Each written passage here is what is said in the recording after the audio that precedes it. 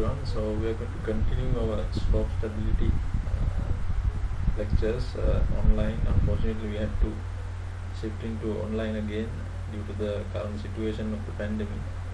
So anyway, in the previous lecture, we discussed about infinite slopes or planar failures, and at the end I have mentioned that the slopes normally consist of not only friction but friction and cohesion, both friction and cohesion. So as a result of that, the failure plane will become rotational rather than a transitional or planar failure. So in this rotational failures, the method of analysis comprised of basic few steps now, because the first thing is that we don't know what is the failure surface, because we can draw many circles, many types of slip circles. So basically what we do in this analysis is we have to assume possible slip surface, just more than one, right? So then we apply our knowledge on equilibrium of forces and moments, and then so we can assign different vector of safeties for each of these failure surfaces. So once we do that, we can come up with the most critical surface or most critical slip circle, which consists of lowest factor of safety. So this is actually a trial and error method. So we'll discuss that later about how actually we conduct this and what is the use of software when it comes to analysis of rotational failures. So now if we take this rotational failures, for example, here you can see a slope, and this, I don't know whether you can see or not, we call this the toe of the slope. So one thing we know that the nature of the failure, it depends on the nature of the orientation of the soil in the slope. Now for example, this slope can undergo three types of failures. For example, the failure surface is something like this, right? So this we call phase failure.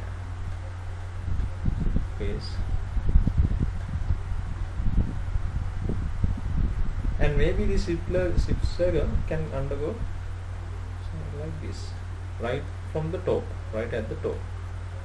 So this type of failures we call toe failures. And if not, it can be something like this, below the top. So this we call base failures. So this toe failure, for example, this toe failure most probably could occur when this face of the slope and the embankment, especially if it is a filled embankment, which is constructed on a hard, rigid surface. So if it is in a hard, rigid surface, that where the toe located, it can be easily undergo this toe failure. Otherwise, if the base is lower than that, it can undergo a base failure, or if not, it could be a base failure, right? So it depends the location of the toe and respective soils of the base and the embankment, especially if it is a man-made slope. And the other thing is the effect of this something called tension cracks. This can affect the geometry of the slope. So this tension crack we'll discuss as we move move into the lecture. So basically remember that there can be three types of failures: face failure, flow failure, base failure, dependent on the condition of the embankment or the slope. So first of all, hope you remember the triaxial test from the last semester. I mentioned this in the previous lecture also. Go through triaxial tests and especially unconsolidated undrained test.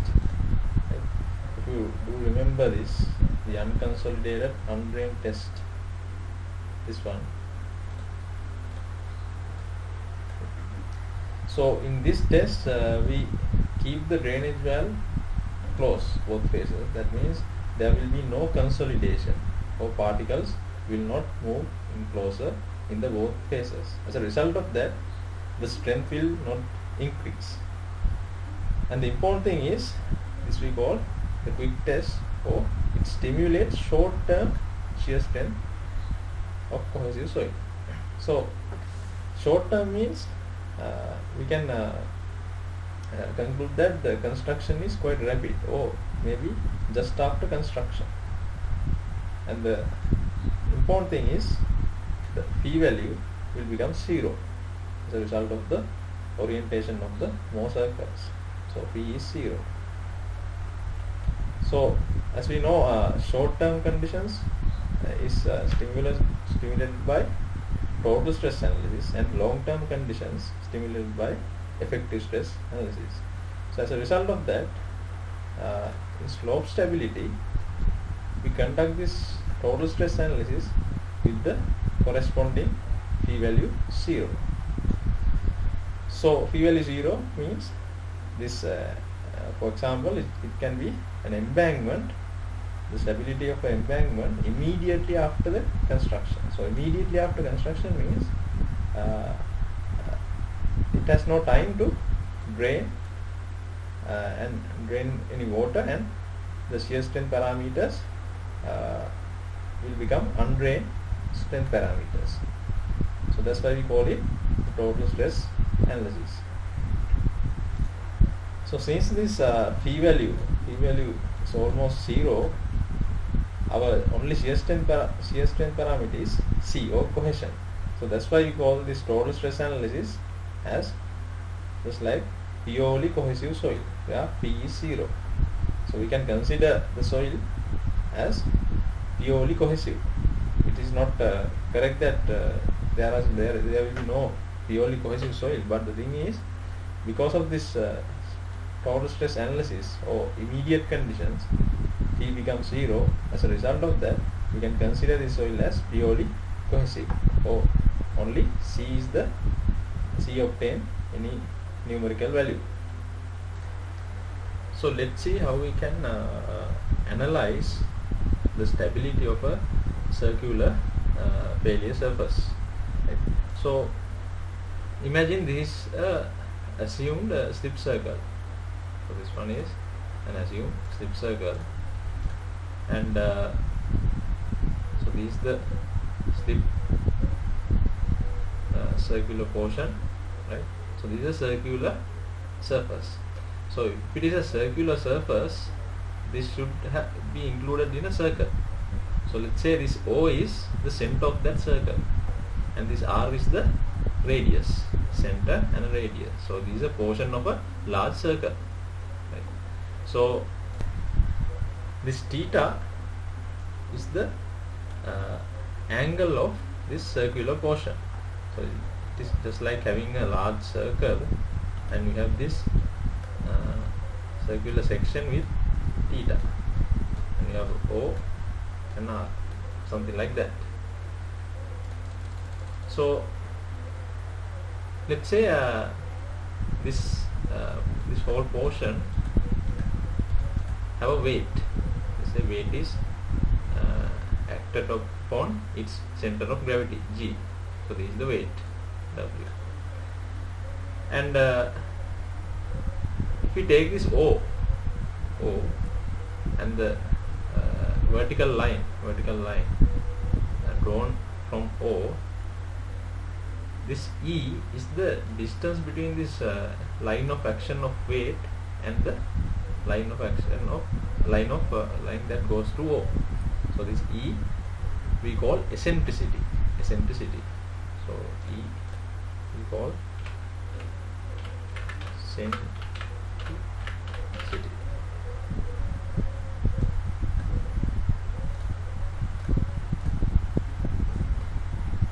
So the line of action of the weight, it is from E distance from the line which goes through the vertical line which goes through O. So, and the other thing we know is that this circular surface, if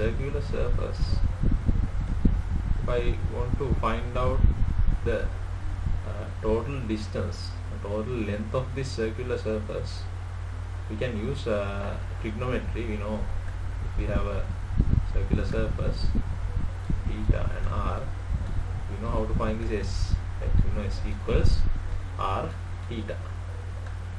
So likewise, the circular surface is r theta. That is the length, total length of the circular surface. So what we are going to do is taking moments around this O. We are going to take moments around this O. Take moments. So we know the force or the moment that creates the instability of this circular portion. So it will create a unstable moment in this slope section, which is created by this W or the weight. So weight will create this unstable motion, right? That could cause this slope to fail. So if we take moments around O, we can see W. So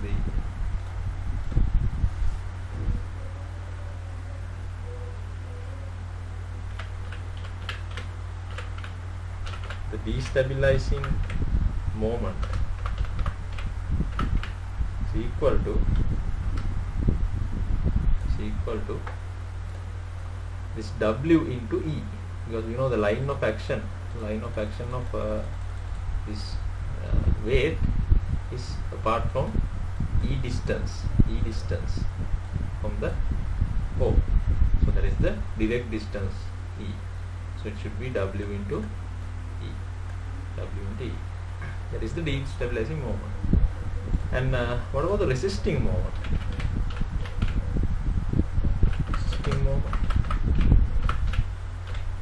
So we know the resistance for this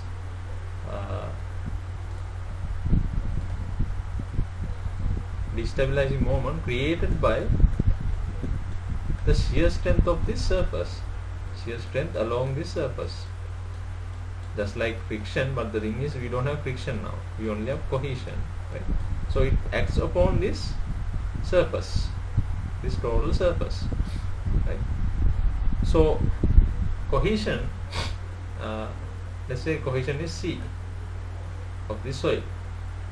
So we know the total cohesion along this surface should be C into the length of this surface. We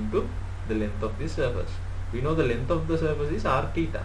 So therefore we know, so this resisting force is C into r into theta.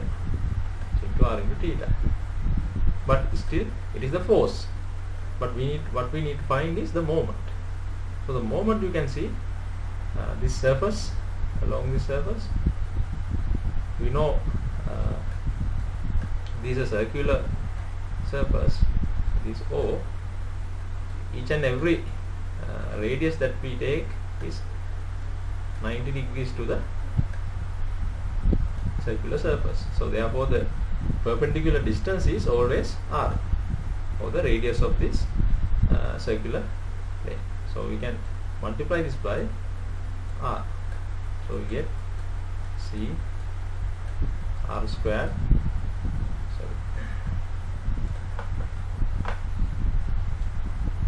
r square theta. So that is the resisting moment. So to find the factor of safety, we can easily create an equation which shows the relationship between destabilizing moment and resisting moment. So we can write F or the factor of safety as the resisting moment CR squared theta divided by the destabilizing moment W into E. So this is the factor of safety we can easily establish for a circular failure under total stress analysis. So you can see if the destabilizing moment is larger than the resisting moment, the factor of safety becomes less than 1. Right? So if the resisting moment is larger than destabilizing moment, the factor of safety is larger than 1. Thus, as we experienced in our previous lecture. So let's go through a simple example so we can practice this and see how we can do a numerical example. Right? So this is an example. So we have a slope section here. So you can see we have a degree angle of theta is 89 and the radius is given 12.1 meters. So we know R, we know theta. And it says depth of 8 meters. So if you can see, this has a depth of 8 meters. Day of saturated clay of unit weight 19 kilonewtons per cubic meters. Relative shear strength parameters are 25C and P is 0. That means total stress analysis for immediately after construction. Determine factor of safety for the trial failure surface specified in figure. And the cross sectional area is 70 square meters. This should be square meters. 7. So that this cross section area of a slip circle is 70 meters square. So you can see it is more like a toe failure because the circle goes through the toe of the surface. Most likely this embankment made upon a hard surface.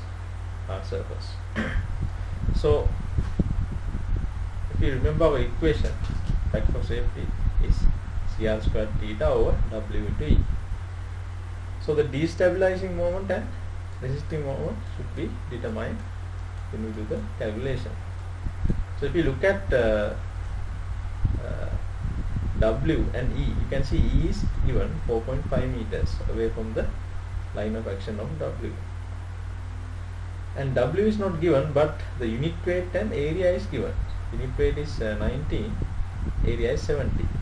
Since we are always conducting this analysis for 1 meter into the this board of writing, so we know this is a 2D element, right? So as I have mentioned earlier, we consider 1 meter into the board. So if we multiply this area by the unit weight, we get the total weight. So we can multiply this 19 by 70. So that is W and should be multiplied by 4.5, which is the eccentricity E. And then C is given 25. So it should be CR squared theta. R is 12.1 square. Now remember, this theta should be given in radians, right? This is an angle. Angle should be converted to radians. To convert it to radians, this should be 89 pi over 180.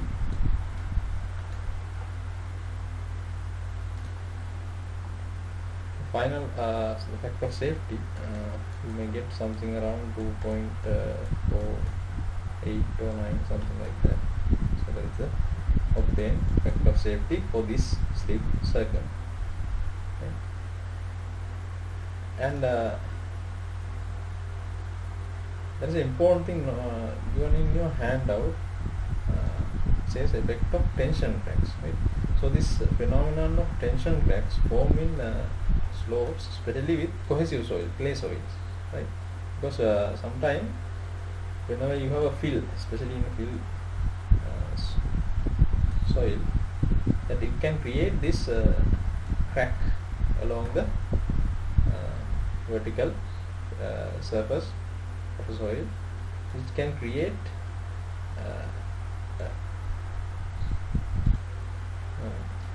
detachment from the soil behind the failing surface.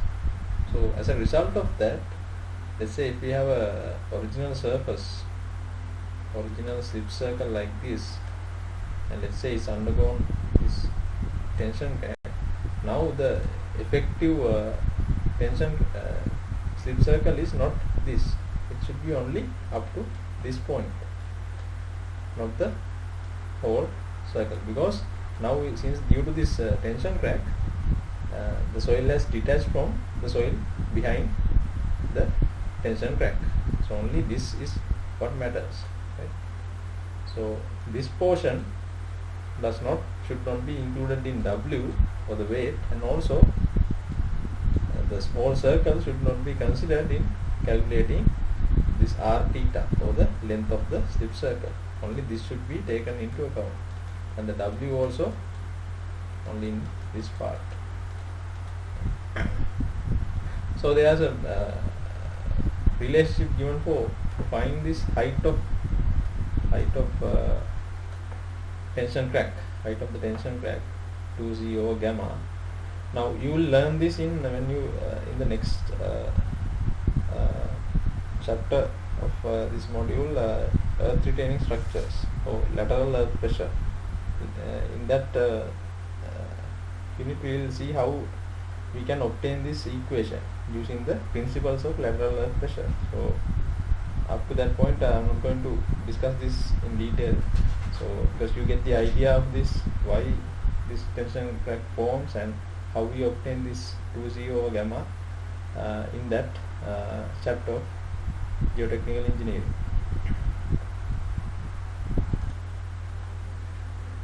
So we have another exercise given in your handout, right? So again we have P0 and a value for C is given.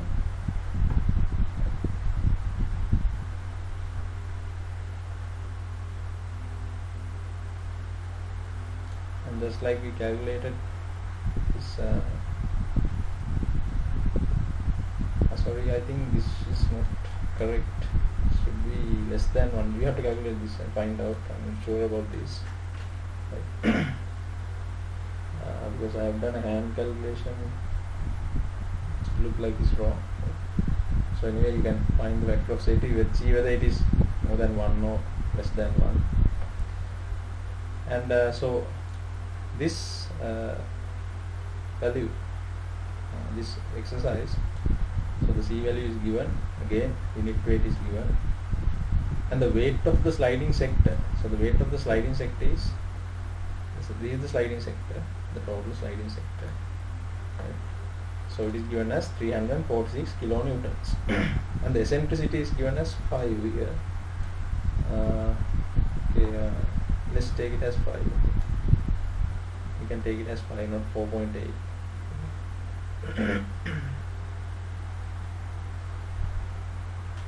What would be the factor of safety if the shaded portion, so this is the shaded portion, this is the shaded portion of the embankment were to be removed?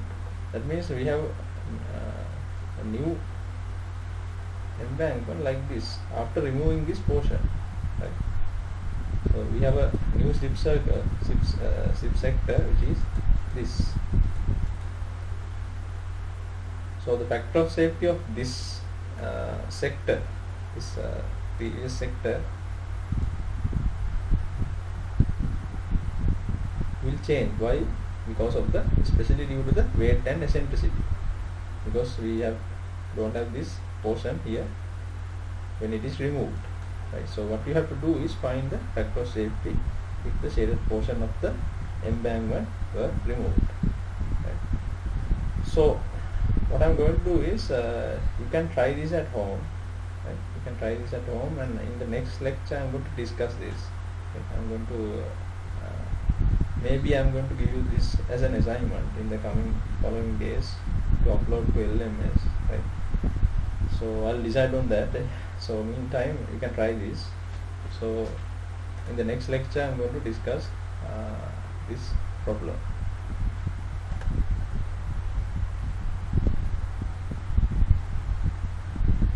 So now when we have both C and P values, right, like even if it is undrained conditions, if we take something like consolidated undrained test, right, you can see we have both C and P. So therefore we should be able to incorporate both P and C in our analysis. So that's why we have this method called Swedish method of slices, that is for both cohesive and frictional soil, right?